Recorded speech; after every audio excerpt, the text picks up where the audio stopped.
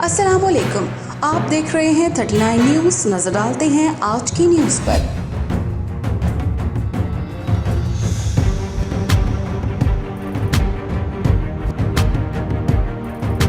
तफसीलात जानते हैं अपने नुमाइंदे से। जी, सरगोदा में एफबीआर का दरामदशुदा और नॉन ड्यूटी पेड सिगरेट फरोशों के खिलाफ कार्रवाई जारी। डिप्टी कमिश्नर अली सालेह हयात कलियार की सरबराही में मुश्तमिल स्पेशल स्क्वाड ने मडरांजा में झापा मारा और 3 करोड़ मालियत के 83,70,000 सिगरेट जब्त किए।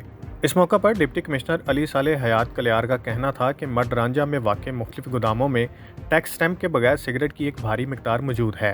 एफबीआर ने गैर रजिस्टर्ड ब्रांड्स और टैक्स स्टैम्प के बगैर फरोख्त होने वाले सिगरेटों के खिलाफ क्रैकडाउन शुरू कर रखा है। Rana Ali Afzal, 39 news HD, Sargodha. अहम इश्यूज हों या मुल्की और गैर मुल्की शख्सियात की प्रेस कॉन्फ्रेंसेस, हर लम्हा बाखबर रहने के लिए हमारा YouTube चैनल सब्सक्राइब करें।